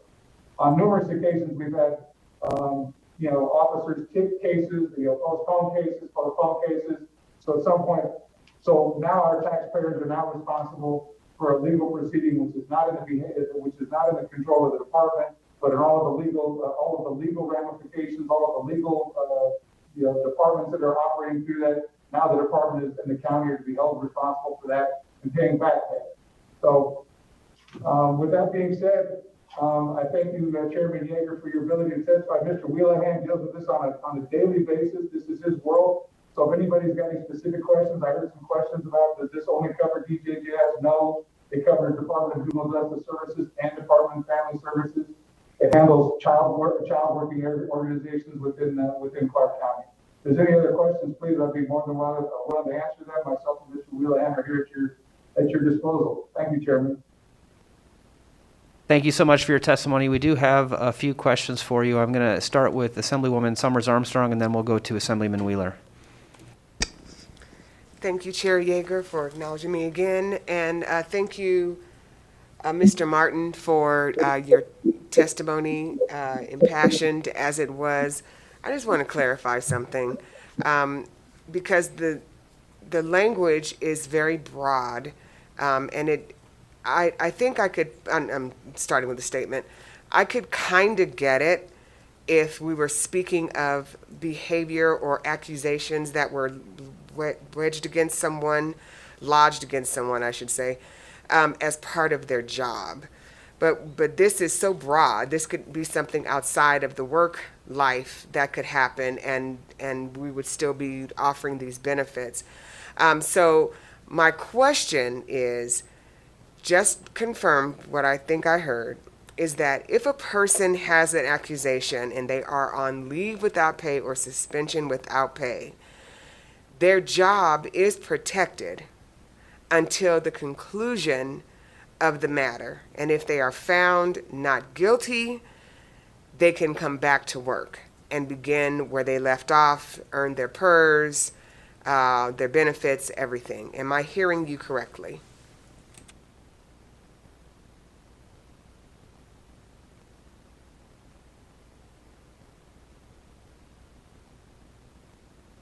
Michael Wheelahan, for the record, Assistant Director of the Department of Juvenile Justice. Thank you for your time. Right now, the way it works is when 62G, an arrest has occurred for conduct off duty for one of the listed charges, the employee receives a form that allows them whether or not they want to elect to use their time. So they determine whether they want to use their time or not. So if they don't use their time, that's their choice. So, and I want to kind of go back to what Director Martin was saying. Oftentimes cases are dismissed, they're pled down. DUIs often are dismissed or reduced to reckless driving and pay fines. So innocence is not the truth, and the aspect of did the incident occur? It did. So we're not talking about innocence. So if the case is dismissed and the charge is no longer covered under one of these, under the 62G, then we would return them to work immediately. They have to provide proof from either the judge or the minutes from the court record to show that what they're telling me is accurate, and then they would be returned to work that next day, or sometimes they've asked to elect to stay out a little bit longer, like to get their things in order. Chair, if I may.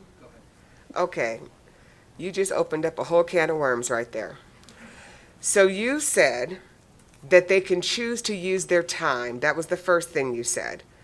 And that is if they have accumulated vacation or sick time or comp time, they can use that to be paid during the interim while their case is being resolved. Is that a yes or no? Michael Wheelahan, for the record, that is correct. Okay. That is correct. Okay, thank you, sir. I forget to say my name. Hi, I'm Chandra Summers Armstrong, Assembly District 6. Okay, all right. So they can use their time to have income if they're under some charges. if their time runs out, now they're in leave without pay until there's a resolution. Okay, so we got that part. Is their job position being held while these charges are being resolved? And if so, for how long? Michael Wheelahan, for the record, the law clearly states a minimum of 180 days for us to hold their position. The department has not started the clock, so to speak, on people if the charges haven't been filed. So we've been fair, especially with some of the DUI cases when the labs take a long time to get the toxicology report back. So some of these people that have stayed over the 6 months, we make sure that they don't ask for postponements and push the clock back. If they do, then we'll start the clock. But if the clock, we usually give them the opportunity to go to court first. Thank you. Chair, one more follow-up, please. So I think that Assemblywoman Cohen alluded to this earlier, and that is you spoke specifically about a DUI charge and that it's not necessarily the person is found innocent, but that their charge could be pled down, they could be sent, it doesn't necessarily mean that they're innocent. How do you handle that?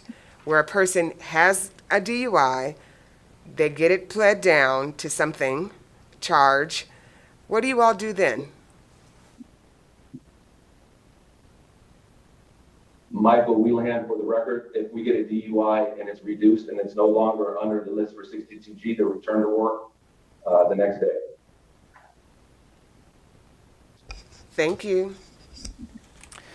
Okay, I have some additional questions. We're going to go next to Assemblyman Wheeler.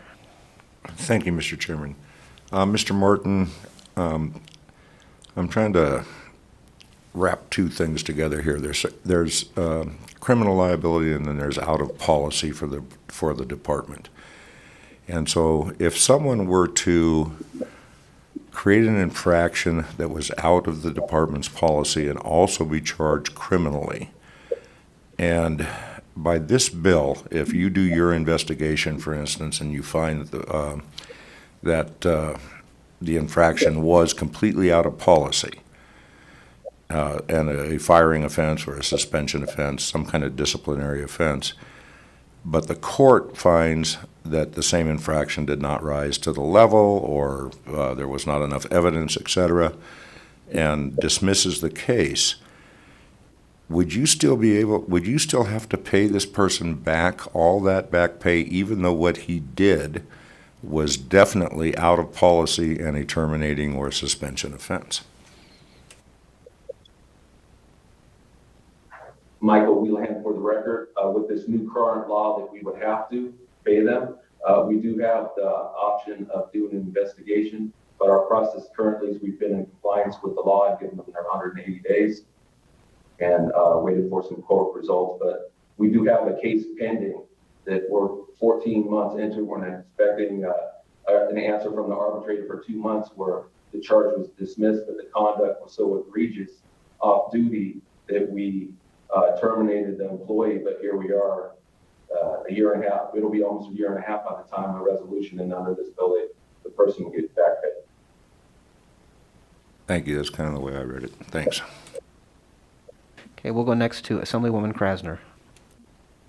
Thank you, Chair Yeager. Thank you, Mr. Martin. So you kind of were breaking up during your testimony, so I'm just trying to clarify if this is what you said. Under 62G.223, if somebody is charged with, say, sexual assault or battery that constitutes domestic violence that is punishable as a felony, and the person that was the victim, they were raped or they were the victim of domestic violence, if they don't show up for court, the charges could be dismissed.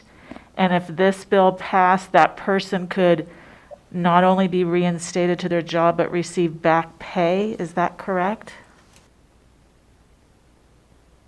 Michael Wheelahan, for the record, that is correct. So we've got a current case that constitutes domestic violence that has a kicking down of the door involvement with a knife choking with a 10-year-old and an 8-year-old on 911, screaming for the police on the call. That the charge was dismissed because the victim would not testify, which is a common case. We're talking 35% of domestic violences are reduced or people don't show up. Oftentimes we've had 9 DUIs.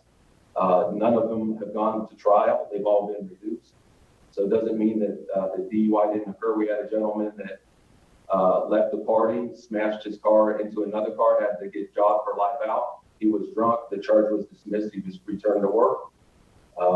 So the law, when you're talking dismissal versus innocence or guilt, we feel differently. Someone asked earlier, there was 13 cases since 2014. 9 of them were for DUI, 1 was for murder, and 3 were for domestic violence. Thank you. Assemblywoman Kasama.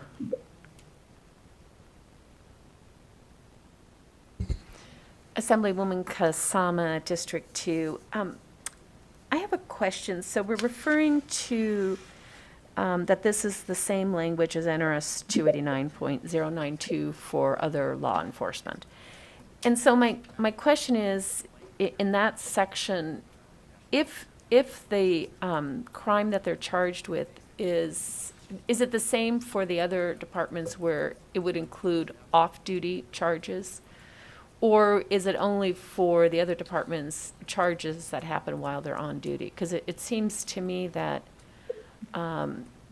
if this only applied to while you were on duty, then it's in the course of your line of work, and if the charges appear there, then it would make sense for back pay. But I understand what you're saying, where back pay can happen to things that are outside of work and you have no control. So I'm just curious on the 289 for the other law enforcement department, is it all encompassing as well, whether you're,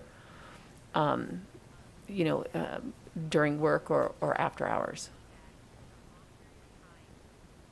Chad Martin for the record. Thank you for the question. Through you, Chairman Yeager. I can't speak to other law enforcement departments. I can only speak for our department, and our department, this has to do with all on and off duty behaviors by all of our staff, and also DFS staff, child serving agents. Thank you.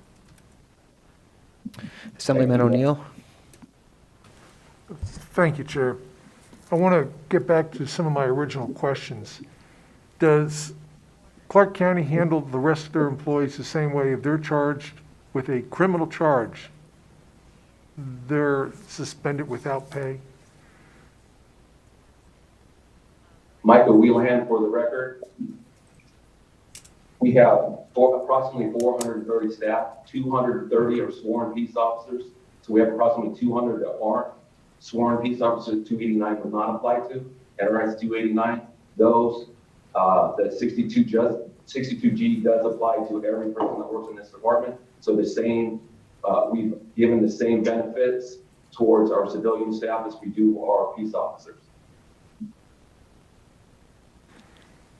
So let me ask you another question.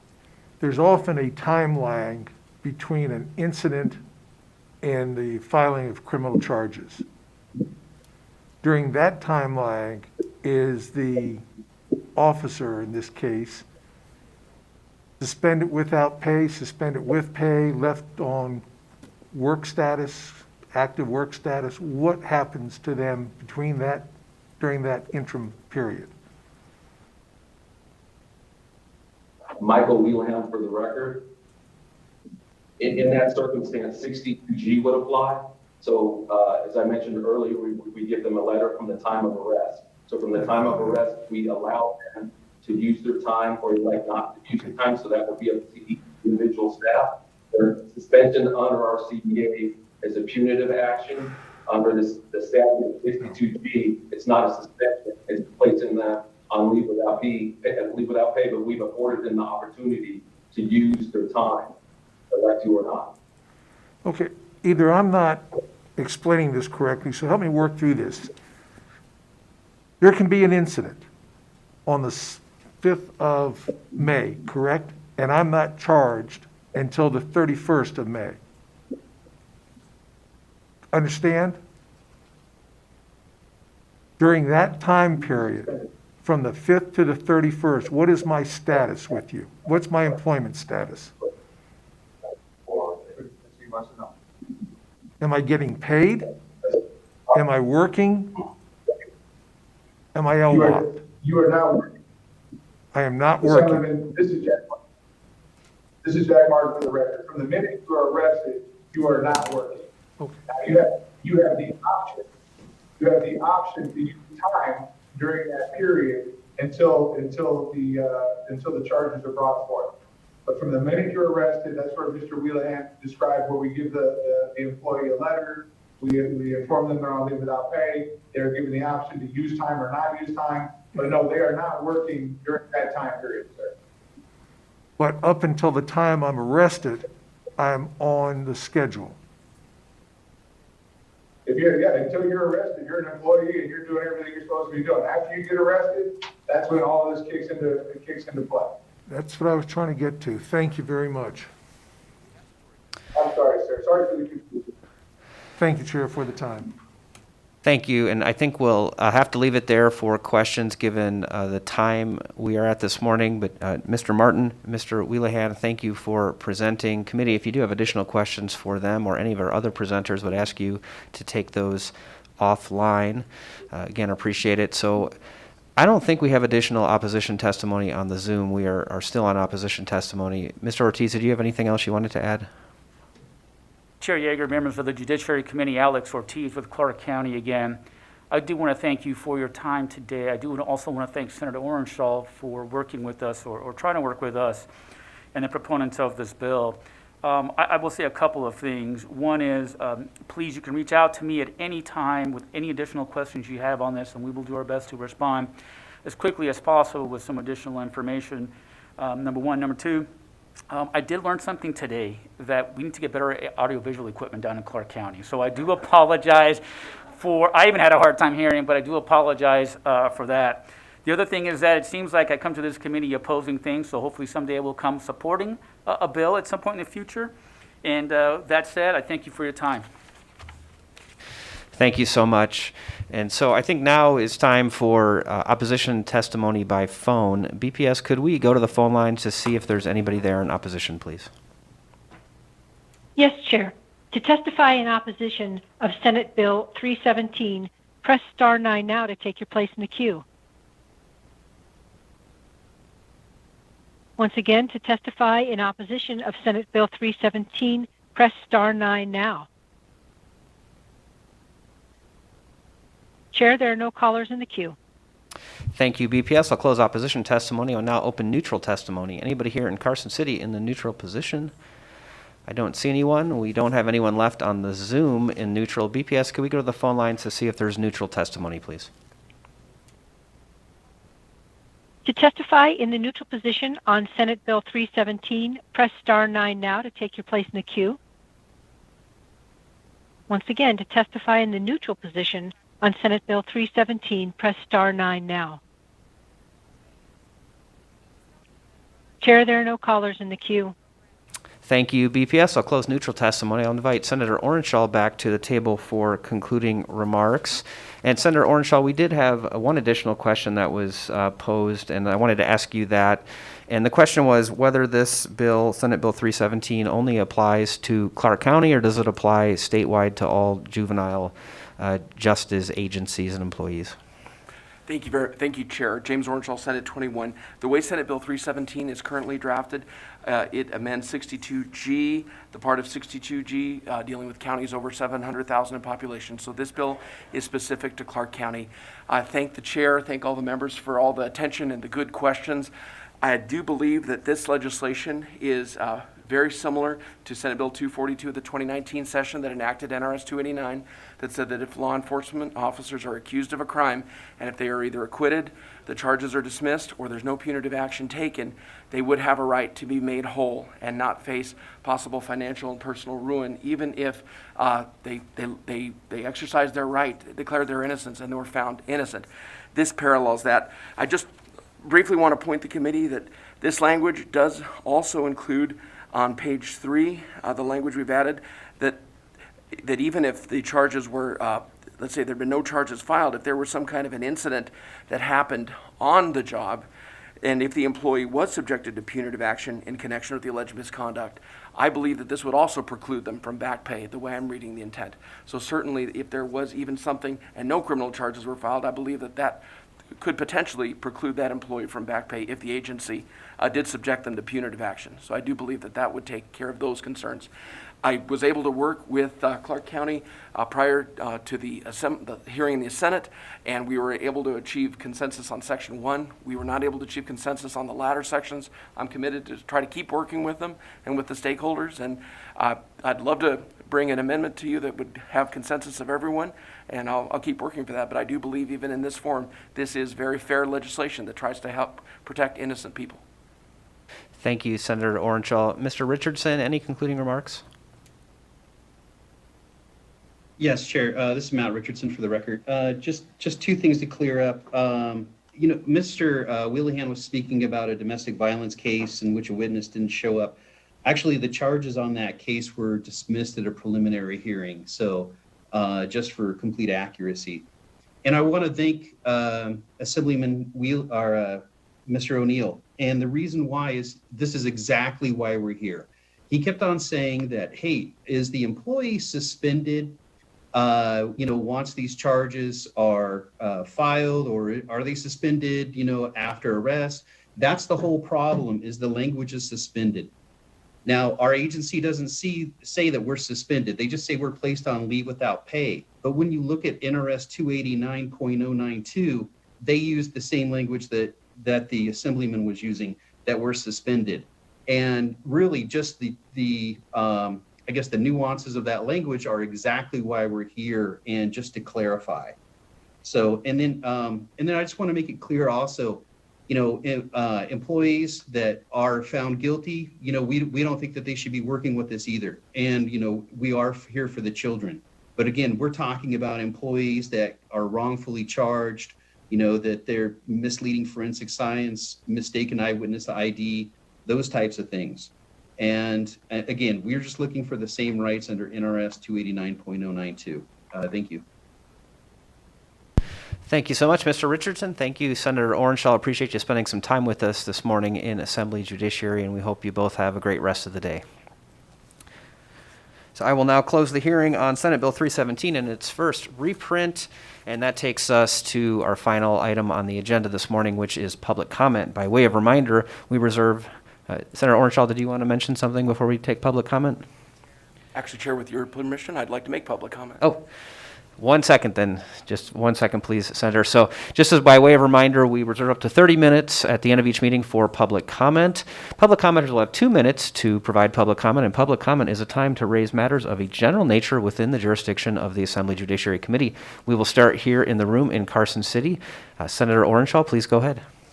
Thank you. I couldn't let this go by. My friend Alex mentioned a great loss 2 years ago of many of our good friend, Assemblyman Tyrone Thompson. Those of us who got to serve with him, I used to call him T-squared all the time, and he was passionate about children, about education. If you ever walked into his assembly office, he had the words, "I believe the children are our future," painted behind his desk. And he meant that. I got to serve on a school justice partnership committee with him, working with Jack Martin, Mr. Wheelahan, and many others, Judge Voy, trying to see if we could reduce kids being arrested at school for small time offenses and prevent them having that entry into the juvenile justice system. Bridget Duffy was on that committee. We all worked very collaboratively on that. Clark County School District was wonderful in naming Tyrone Thompson Elementary School down in our county, which is a wonderful tribute to this wonderful man. Senator Marsha Washington, I think she was our representative there on the Senate side who testified before the school board, and I appreciate her doing that, and I miss him very much. And for those of you who didn't get to know him, he was truly wonderful, and for those of us who did, I think thinking about him, I know makes me feel how noble this is and what we're doing here. Thank you, Chair. Thank you for your public comment, Senator Orenshaw. We'll stay here in Carson City for public comment. Ms. Brown, would you like to give public comment this morning? Okay. Okay, no public comment from Ms. Brown. I don't see additional public comment here in Carson City. BPS, could we go to the phone lines to see if we have public comment there, please? Yes, Chair. To provide public comment, press star 9 now to take your place in the queue.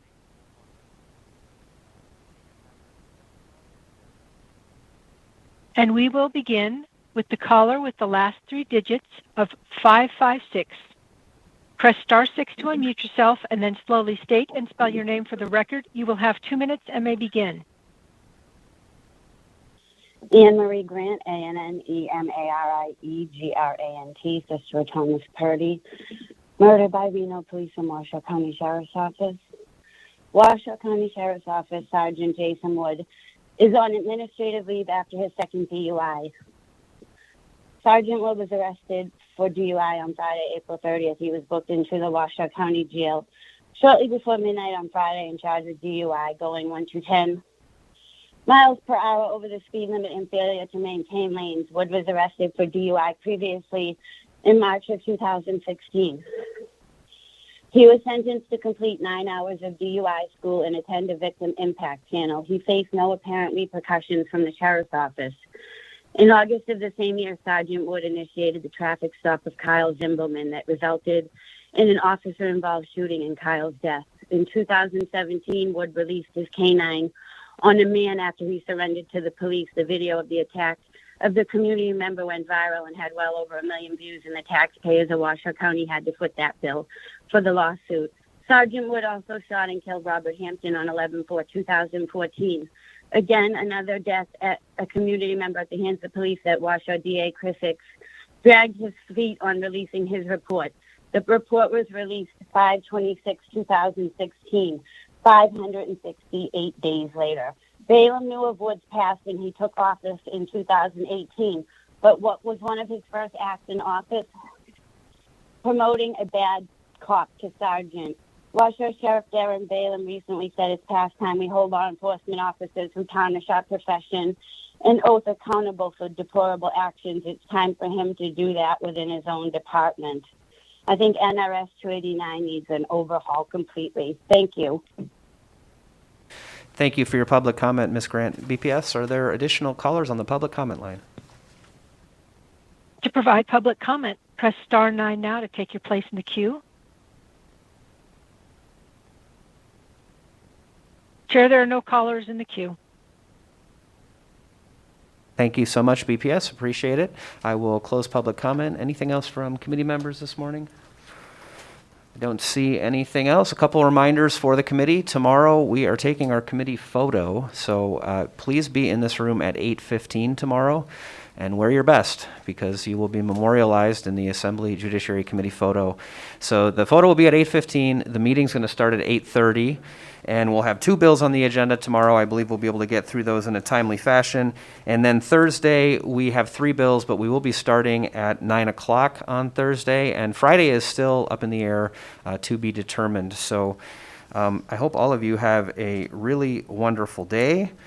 And may the 4th be with you. We'll see you back here in this committee meeting at 8:15 tomorrow morning. This meeting is adjourned.